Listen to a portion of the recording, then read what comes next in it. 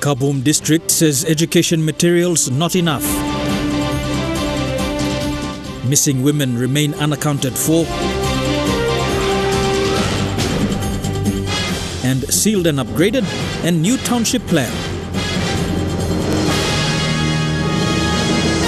This is National EMTV News with Merba Tulo.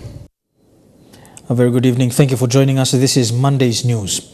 We start our bulletin in the Morobe province, where Kabum District Education Manager Ezekiel Nigo says there needs to be clarification as to who is responsible for delivering school materials to the district. Mr. Nigo said the district has already received some of the materials. However, there are more that need to be sent over from Ley. Bringing school materials to a rural district like Kabum is a struggle. Poor road conditions and the rainy weather has delayed the delivery of materials to the schools. 50% is still at Wasu. Because of the road condition, we cannot move them. So they are still at Wasu. So if the weather is okay with us and the road condition is okay, we will move the rest of this material back to Kabum District and ready to dispatch to all our schools. Ezekiel Nigo is the Kabum District Education Manager. He says most of the school materials have been delivered. However, the quantity is not enough for the students. Grade classes, like grade 3, we will have 3 grade A, B, C, and D. But looking at the quantity of material that arrive in our school district, still cannot, not sufficient. Mr. Nigo also said the school materials under the TFF component has also been delivered, but not all of it. Some of the materials are currently still in Ley. Mr. Nigo said it is not clear whether it is the district, provincial governments or the logistics company responsibility to have the materials delivered. Will it be the district education sector or the LD logistics to move this material to our flying schools in rest of use LG? Lucy Kopana, National EMTV News. Morobe Provincial Program Advisor for Education, Keith Jiram, says the contractor is responsible for delivering school materials to all the districts as per the agreement made between the national government and the contractor. He said this in response to questions raised by the Kabum District Education Manager. Mr. Jiram said, however, that they still need to identify those schools that are able to pick up their materials from the district headquarters and those that cannot. Moving on, the family of 33-year-old Josephine Koimbu is appealing to the general public to assist in the search for her. The mother of 3 was reported missing on the 2nd of April, and since then, her family has not heard from her. She was last seen between Gordons and 8 Mile, and a formal missing persons report has been registered with police on her disappearance. Meanwhile, another woman reported missing, 48-year-old Magdalene Pikip, is yet to be found. Pikip was last seen during the police recruit pass-out on March the 29th. She has been missing for 3 weeks now. And the most important one what we are concerned about is kidnapping. Mostly young children, innocent young children walking from school, or especially young girls. Now, that I could call on the public, we can prevent that.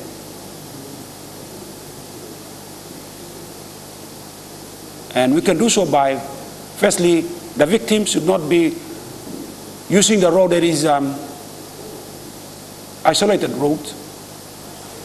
Or if you are move with 2 or 3 other persons. 2 is not enough. Move in a public place that you can get help. And if you think you're in danger, attract attention. I call on the public, if you see any person in distress, it is our responsibility to stand up and fight the assailants. Buluminski Highway in New Ireland is now the longest sealed road in the Pacific. The completion of a 32-kilometer section now sees the road being sealed from Kavieng town to Namatanai. Prime Minister Peter O'Neill reopened the highway recently in Bopire. Roads play a major role in connecting people to services, to their leaders and government, and to one another. For New Ireland Province, Buluminski Highway serves not only as a national icon, but one that people rely to access services. Thousands gathered in Bopiwe outside Namatanai town to witness the reopening of the road after it was completely sealed.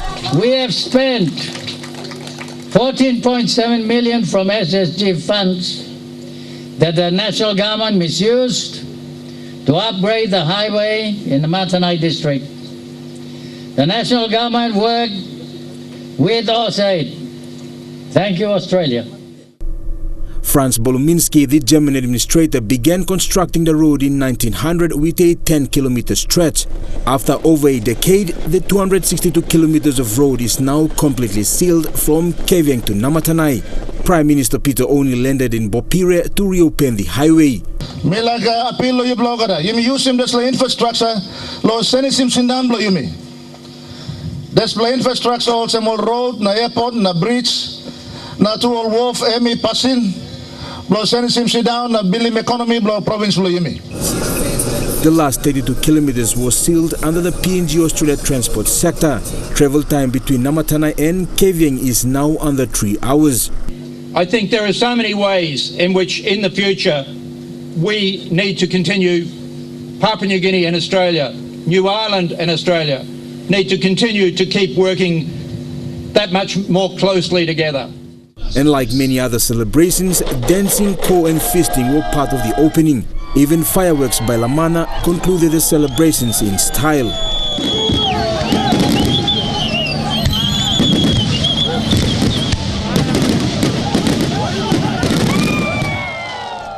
Jack Lopave Jr., National EMTV News.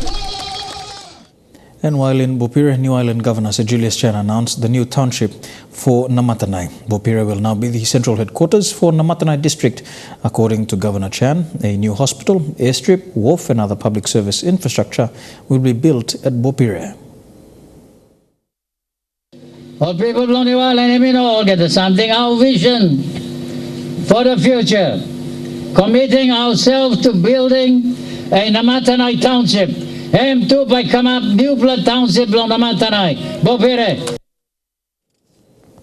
You're watching National EMTV News on your number one. We'll have more of the day's other stories after these messages. Don't go away.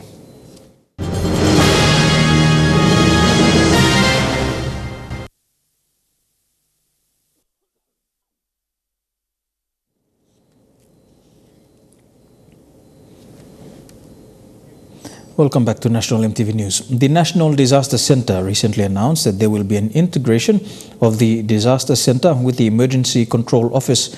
According to NDC's Acting Director, Dr. Bill Hamblin, the government has acknowledged the lack of resources and staff that NDC has faced in responding to recent localised disasters, and the NEC has approved this integration.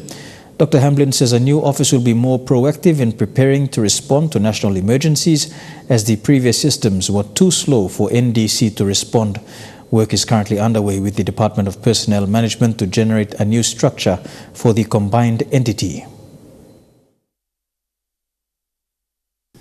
The integration of the NDC and the Controller's Office will bring further experienced personnel on board and make available the financial resources of the Controller's Office. It will allow for better coordination among the UN agencies, donors, the disciplined forces and the NDC. It is imperative that we improve the disaster planning and response in this time of climate change. The new office will be far more proactive in preparing for and responding to national emergencies. In this respect, NEC has approved 10 million for the NDC to prepare for a possible El Nino later this year and to obtain warehouse space and pre-position non-perishable supplies in regional locations. The Department of Commerce and Industry Secretary Andrew Liliura has announced that PNG will continue business as usual with the United Kingdom until further notice. The department has now suspended all plans to proceed with the exchange of notifications with the UK for the provisional application of the UK Pacific States Economic Partnership Agreement. All stakeholders, clients, business communities and in particular industries and enterprises trading with the UK must be aware that the European Union and UK have agreed on an extension to Article 50 until October the 31st this year. This is unless a withdrawal agreement has been approved in the UK Parliament before that time. Liliura's announcement follows the Brexit ordeal, saying his department is closely monitoring the political developments in the UK.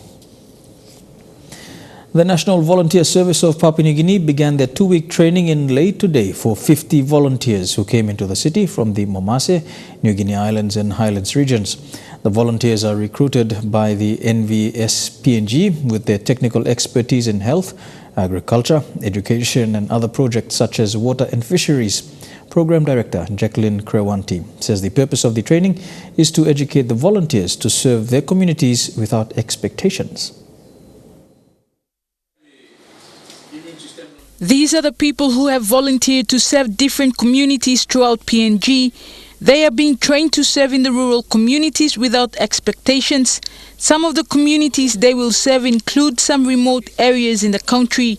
The volunteers were identified by the National Volunteer Service of PNG with skills in agriculture, health, education and other projects including water and fisheries. Very qualified people. They are graduates, degree holders, and they are fortunate enough to be volunteers. It's very difficult to find volunteers because everyone after graduation they expect to be employed and to earn a good living and with very high expectations building their life up. This is the 18th recruitment done this year by the National Volunteer Service of PNG. It is a statutory body of the government established through an Act of Parliament in 1990. It is aligned with the Department of Community Development, Youth and Religion and comes under the care of the minister responsible. Its intended purpose is to recruit nationally skilled and qualified Papua New Guineans to serve in rural communities as volunteers. It's really interesting and exciting to see the build-up of volunteers that we have received in this recruitment and in the past recruitments, because a lot of people, especially our young students that graduate from universities these days or colleges, they don't get employment immediately. These 50 men and women volunteered to sacrifice 2 years of their lives to provide much needed services to communities that lack government services. NVS is a mechanism put in place by the government to facilitate in areas where the normal service delivery of the government have failed to reach or doesn't exist. Julie Badui, Owa, National EMTV News, Lae. Kamba Primary School in Medang District has launched its 3-year school learning improvement plan. The slip document was presented to Medang's Provincial Education Director of Principals, Moses Sariki. The slip will enable the construction of a science lab and 2-story building containing a conference room, library and the principal's office. The plan also includes the implementation of the standard-based education system. It has been 57 years since its establishment in 1962, but last Thursday, Kamba Primary School marked an historical event when the school's first ever slip was officially launched. Deputy Principal Robin Isaac said the school has missed out on some vital services and this has affected students' learning. With the slip officially documented, the school will now focus on improving infrastructure as well as having high competency levels in teaching. Kamba Primary School has successfully documented its 3-year school learning improvement plan.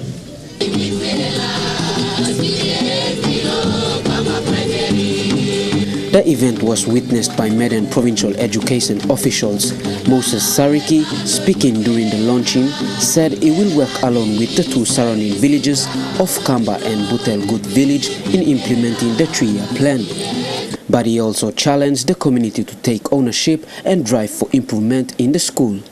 Education, and number 1 priority for me.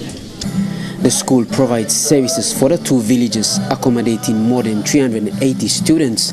However, in 1999, both villages had a conflict of interest and the Board of Management was not functioning. As a result, students were deprived their rights to education. During the slip launching, school principal Darius Odai organized a peace ceremony for the villages to resolve their conflicts. He acknowledged both villages for their participation and cooperation in making the event a success. Suli Suli, National EMTV News, Medan. Port Moresby will have a new official Chinatown located along the junction of Barocco Drive and Hubert Murray Highway in Port Moresby. The launch of this urban complex investment was held today.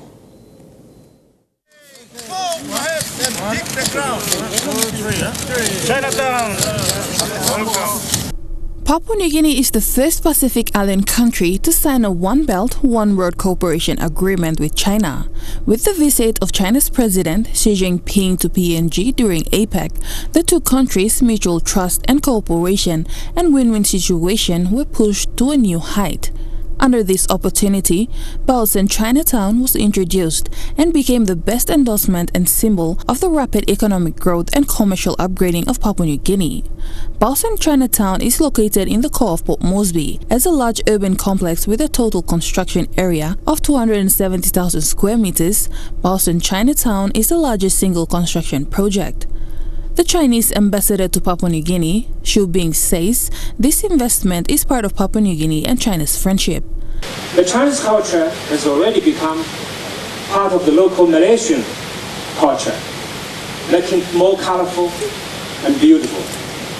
So in this connection, I would like to especially thank the Bausen International Holdings for bringing Chinatown to Port Moresby.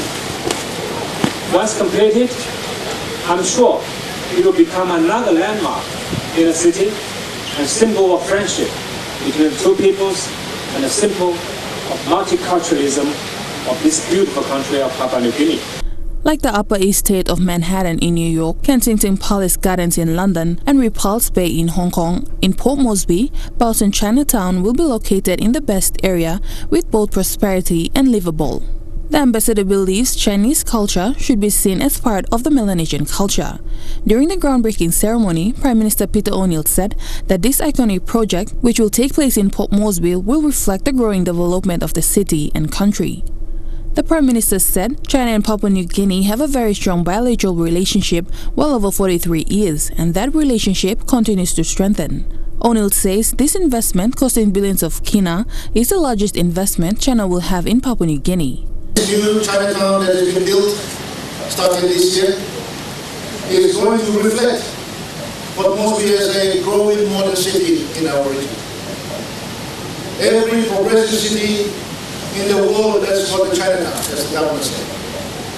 And there is no doubt this particular investment will reflect the changes that are taking place not only in our city but right across the country. Michelle Stephen, National EMTV News. You're watching Monday's news. We'll take a look at stories making headlines overseas when we come back.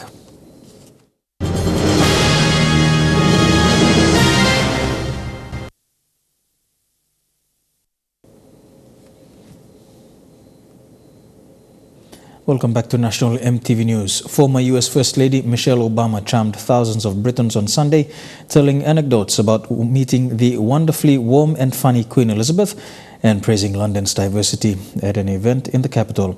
Michelle, the wife of Barack Obama, who was President of the United States from 2009 to 2017, was in London to promote her best-selling autobiography, Becoming. The former First Lady had the sellout audience, many of whom had travelled hours to attend, laughing along within minutes of taking the stage, recounting the furor she caused in 2009 when she breached royal protocol by putting her arm around the Queen. Sorry, guys. Yes. Nevertheless, she had no regrets when it came to the Queen. I don't know that I could have done anything differently because it was a natural human reaction. I learned over the course of my time on the international stage to see that either hold my hands together tightly or behind my back to sort of kind of just, make sure I was thinking before I reacted naturally. But in that moment, no, that was absolutely the right thing to do because it was the human thing to do. She said she had been touched by the Queen's decision to wear a small pin badge the presidential couple had given her as a gift and described Britain's 92-year-old monarch in glowing terms. In the gloriousness of that outfit that she had on, she put on the little bitty pin we gave her. And I did the same thing. I was like, oh, you wore the pin? And she just said, yes. Obama's book tour has so far taken her across North America and Scandinavia. After London, she will go to Paris and Amsterdam. 26-year-old Aisha Chibampe drove hours from the northern city of Leeds for the show. It's surreal. I think it's like a once-in-a-lifetime opportunity. I can't believe she's in England as well, so I can't believe we're going. So I think she's such an inspiration to me and obviously to millions of other people, and I'm just excited beyond belief. When asked what advice she'd had for people in Britain about how to stay calm in a time of turmoil, a likely reference to political divisions over Brexit, Obama said London was unique and should treasure its diversity. You know, this trepidation, the anxiety, I mean, it's everywhere. It's all over the world. I was looking out over the city, a beautiful city, and the thing I love about it is that it is truly representative of true international diversity in ways that you don't see in cities, most cities particularly, even in the United States. And that's a gift. Last month, the book's German publisher said Becoming could become the biggest-selling autobiography ever. Helen Sea, EMTV's World News. Another contender has put their hand up to be the next US president, officially declaring he's chasing Democratic nomination. He's the youngest ever candidate and also the first openly gay one. Tonight, the man hoping to make history, they call me Mayor Pete, officially entering the crowded Democratic field. And I am running for President of the United States. Pete Buttigieg telling the crowd the race for 2020 is a generational fight. That's why this time it's not just about winning an election. It's about winning an era. His long on personal story and agenda. The principles that will guide my campaign for president are simple enough to fit on a bumper sticker. Freedom, security, and democracy. And short on policy specifics. Not once mentioning President Trump's name, but taking shots at the man whose job he wants. When something is grotesque, it's hard to look away. And the horror show in Washington is mesmerizing. It's all-consuming. But starting today, we're going to change the channel. It's a candidacy full of firsts. He'd be the first mayor to win a nomination, the first openly gay man in office, the first president under 40. His notoriety surging last week in a public spat with fellow Hoosier Vice President Mike Pence over the issue of same-sex marriage. And today, calling out to his husband. And to Chasten, my love. And after that speech, kissing him on the cheek. Extreme weather has ripped through America's south with heavy rain, flooding and tornadoes, leaving a trail of destruction in several states. 8 people are now reported to have died, including 2 children. Tonight, that deadly storm system on the move, leaving a trail of destruction across the south, killing at least 8 and injuring dozens. We're still getting reports of tornadoes on the ground. In Texas, a powerful Ef3 tornado with 140-mile-per-hour winds in Franklin, leveling homes, others shredded with debris scattered everywhere. The violent winds flipping over cars and toppling trees, leaving thousands without power. My house was just lifted. Just scattered over the backyard. And this is the spot where about 100 people gathered for an annual event at that building there off in the distance, the storm coming through, tossing around these cars, and that building took a direct hit. Sadly, 1 person passed away. In Cherokee County, people seeing ruins where their homes once stood. We were in Alto, a town hit by 2 powerful tornadoes in 90 minutes, as residents came back to their neighborhoods, trying to make sense of the unrecognizable. All I have is the clothes I have on my back right now. The winds from this event so strong, uprooting this tree and claiming the lives of a 3-year-old and 8-year-old in Angelina County. I noticed that the tree had fallen on their vehicle. I knew that, it wasn't a good outcome. Mississippi State University telling its students to take cover after a tornado warning was issued. This drone footage revealing the scale of the damage left behind. And farther north, this likely tornado claiming another life in Monroe County. This weekend, nearly 200 incidents of severe weather from Texas to South Carolina. Heavy rain also prompting rescues. Watch as first responders carry away this woman and a young girl after their SUV got stuck in a flooded ditch. And in Louisiana, this elementary school engulfed in flames. Officials say the fire might have been started by a lightning strike. Luckily, no one was hurt. It's God's will. That's according to Australian Rugby's Israel Folau, who's just been all but sacked from the game in a World Cup year. The outspoken Christian sparking outrage by saying that homosexuals are going to hell. Israel Folau on his way out. Australia Rugby's integrity unit today deeming his comments bad enough to sack him. Israel had committed a high-level breach. He's got 48 hours to accept it or fight on in a code of conduct hearing. Israel was warned formally and repeatedly. Folau torpedoed his career when he posted this image on Instagram saying hell was waiting for homosexuals. Rugby is a sport that continuously works to unite people, regardless of their race, religion, gender or sexuality. Wallabies coach Michael Cheika believes it's the right decision, saying he'd ruled Folau out of the team already due to the disruptions to player culture and team image. When you're playing the gold jersey, we represent everyone in Australia. Everyone. Israel Folau has overcome obstacles before. I just got caught up in the alcohol, women and all that sort of stuff, which, I was almost like a different person. The 30-year-old telling a weekend newspaper that his faith now comes before rugby and he'll walk away from the game if it's God's will. Even this morning I read he's firmly believes it, so he's just missing one piece of the jigsaw puzzle, I think. His wife, New Zealand netballer Maria Folau, has been by his side throughout. Now the Christian couple have to decide what's next. That story takes us to Trukai Sports, which will have the details after these messages. Don't go away.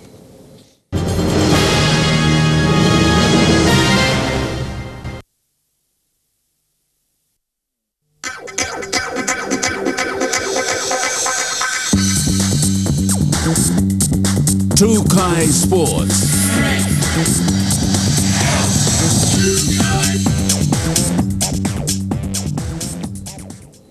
Welcome to Trukai Sports. The second day of the 44th National Game Fishing Titles picked up exactly where day one left off and gained momentum as the day continued, with 63 confirmed strikes for day two, bringing the total to 107.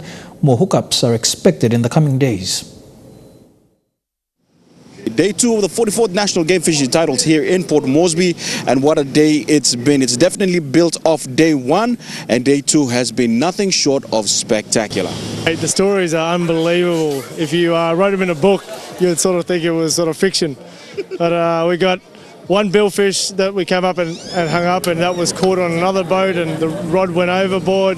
They managed to get the rod back, and after 3 hours they got the billfish in and came into weigh. Another one we tagged, another sailfish in the morning. The run of bad luck continues. One of the lay teams, Swires, brought up 7 billfish and lost all of them. That's from our lay boys, so we're going to stick it to them tonight. That's from Graham Gangloff. He's the president of the lay. He was on board, so he's going to be having a shout or drink a lot tonight. Port Moresby water's coming really good with the fishing thus far. 2 first phenomenal days for the 44th National Game Fishing Titles here in Port Moresby. Today I think we had 16 boats today. Tomorrow, as it being Monday and Tuesday, a lot of people unfortunately have to go back to work, so the numbers might drop slightly. We might have 10, 11, but we all now know where the fish are. So I'm going out tomorrow personally. I'm going to fish the Monday, Tuesday, and hopefully I'll come back in and hang one of the big ones up. Well, I can't wait to see what day number 3 has in store for us. Judah Mamafu, National EMTV Sports. The sport of AFL in Port Moresby is slowly picking up momentum 2 weeks into their 4-week pre-season competition. The Port Moresby AFL competition will have their proper season after the Easter weekend and are expecting a huge crowd during the long weekend. The Port Moresby AFL competition is into its second week of pre-season, and both men's and women's teams are taking part in the pre-season competition, which is scheduled for 4 weeks. Pre-season for the POM AFL started last weekend. The round one was played last weekend. We're into the second weekend of it. Senior Football Community Manager of POM AFL, Rex Lecker, confirmed that it is a sponsored competition with naming rights sponsor Borneo Pacific Pharmaceuticals adding value to the competition. It was a sponsorship for the preseason by Borneo Pacific Pharmaceutical Limited, and there's going to be some prize money up for the men's top 4 and the top 2 women's teams. The competition is tough for teams that turn up, bit sloppy at times by both men and women's teams, but that is expected of preseason competitions. The usual AFL game is played by 18 players on each side of the oval field, but for the preseason it is 12 a side. The competition bearing the name Borneo Lightning 12s.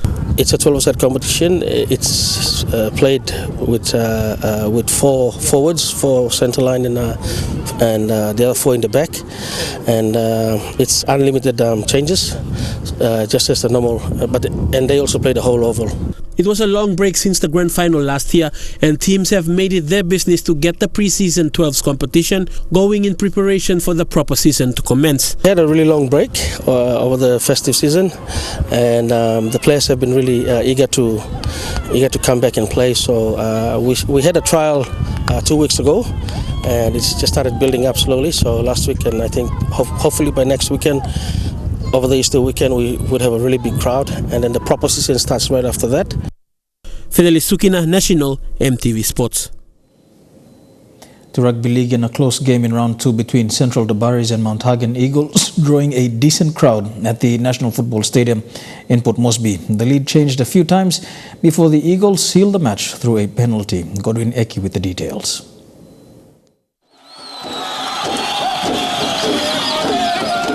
Central Dabaris were given a traditional welcome onto the field for their first home game in Port Moresby. Their opponents, the Mount Hagen Eagles. From the get-go, it was a tough encounter between the two teams in front of more than 7,000 fans. Both teams level in attack and defense, but with a slight advantage in the forwards, the Eagles managed to open the scoring. The Dabaris also showed their willingness to take their chances. Kaupa Rex scored their first try. At half-time, Eagles 8, Dabaris 6. The second half began with the Dabaris improving their game, camping in the Eagles' territory in the start of the second stanza. 10 minutes in, the Dabaris took advantage, securing their second try. Not to be outdone, the Eagles returned the favour. The Dabaris scored yet another to have the lead change again.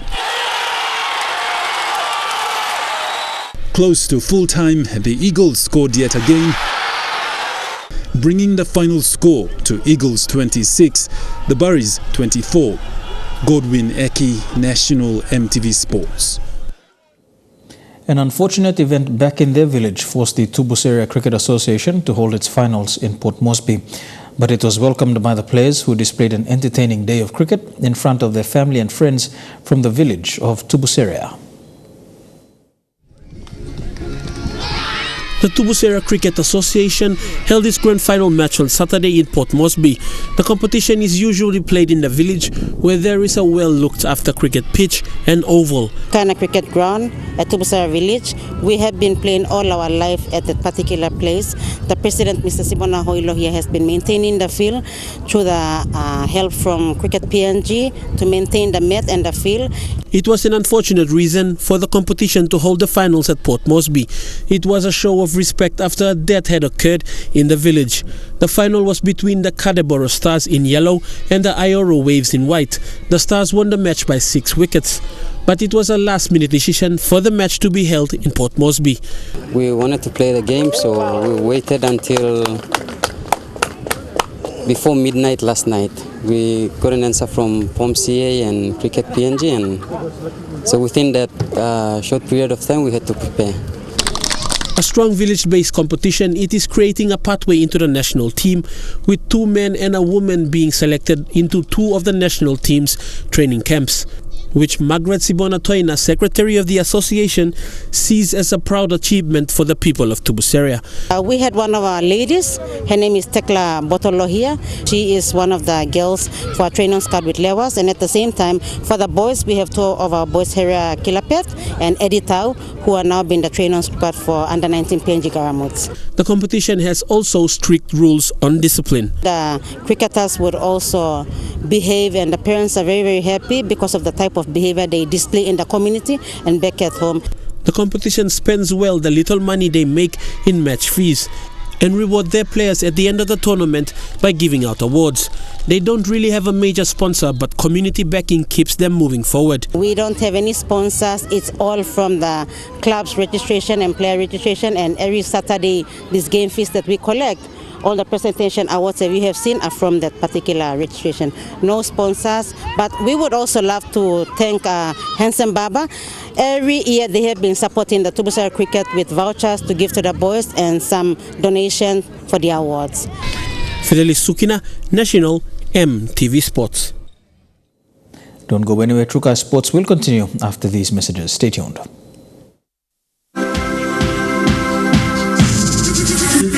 Trukai Sports. Welcome back to Trukai Sports. The PNG Softball Federation is in discussions to attend different test matches during the course of this year. They hope to finalize these discussions after the national softball titles coming this weekend.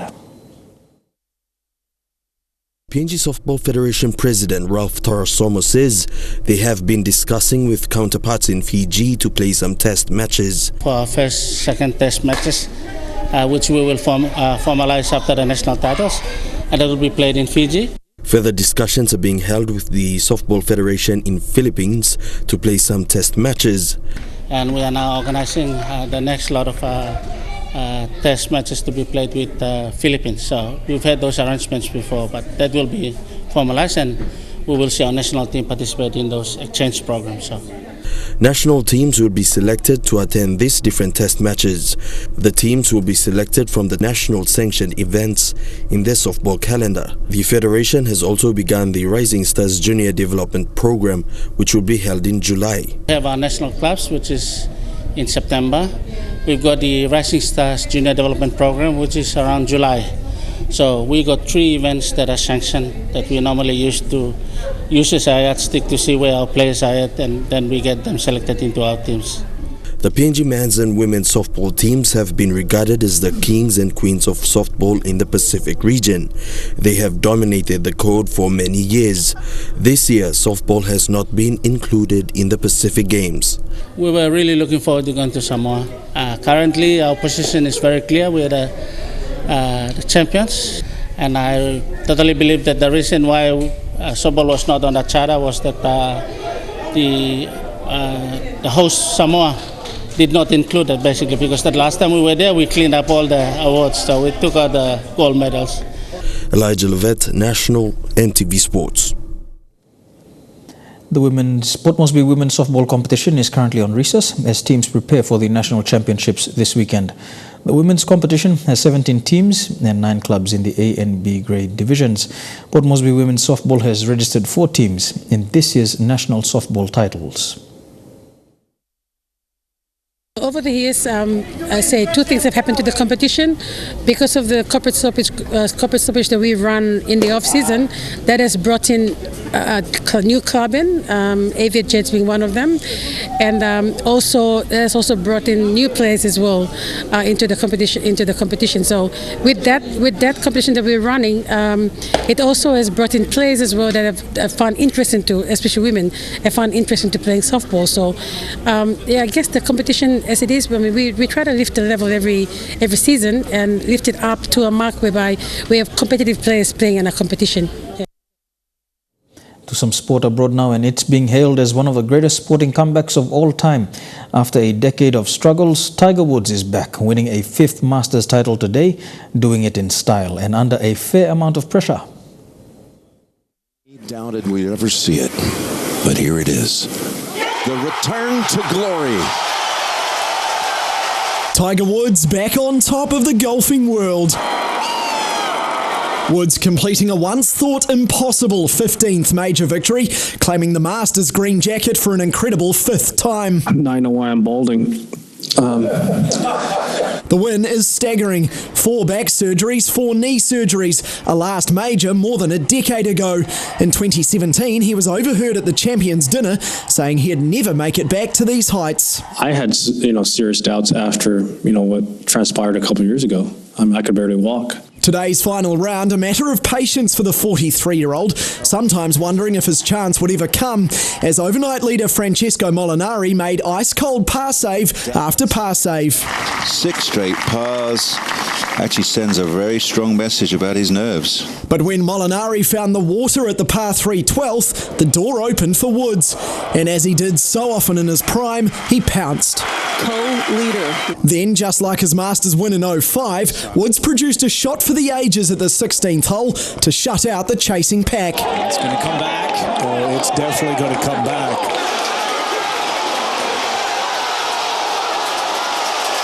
The Tigers hunted him down, and now he's gone in for the kill.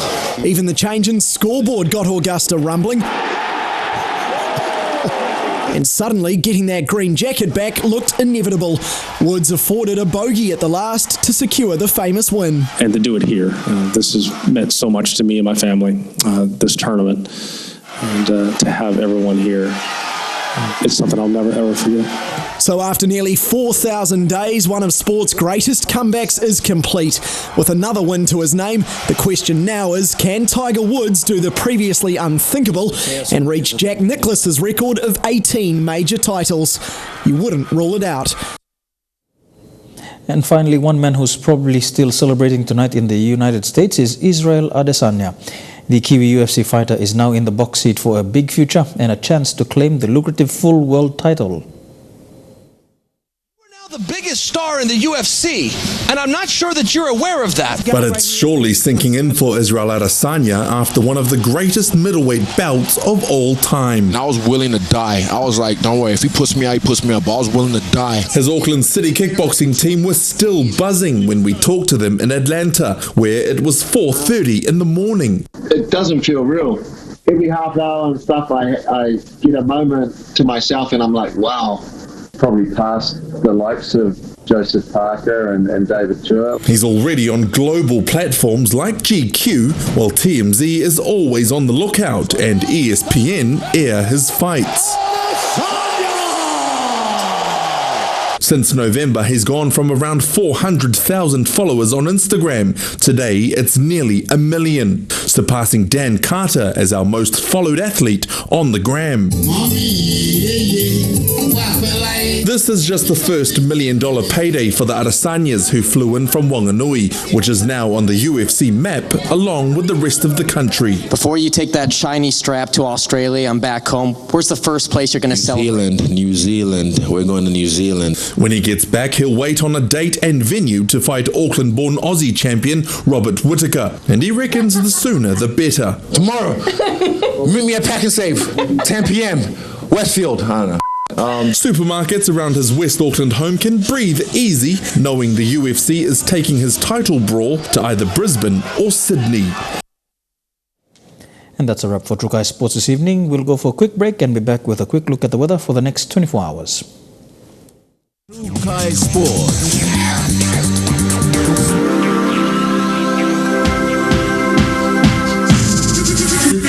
True Kai Sports. The weather details were proudly brought to you by Dulux, celebrating 50 years in PNG and the only paint made in PNG.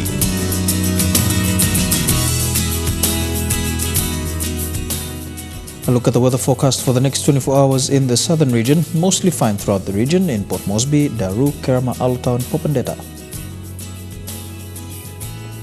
To the Momasa region, fine becoming cloudy for Lehi and Wau, mostly fine for Medang, Vivek and Vanimo. To the New Guinea Islands region, mostly fine in Lorengau, Kokopo, Rabaul and Kimbe, a shower or two expected in Kavieng and Buka. And in the Highlands region, all the major centres, Mount Hagen, Goroka, Kundiawa, Mendi and Wabek can expect fine weather over the next 24 hours with early morning fog developing.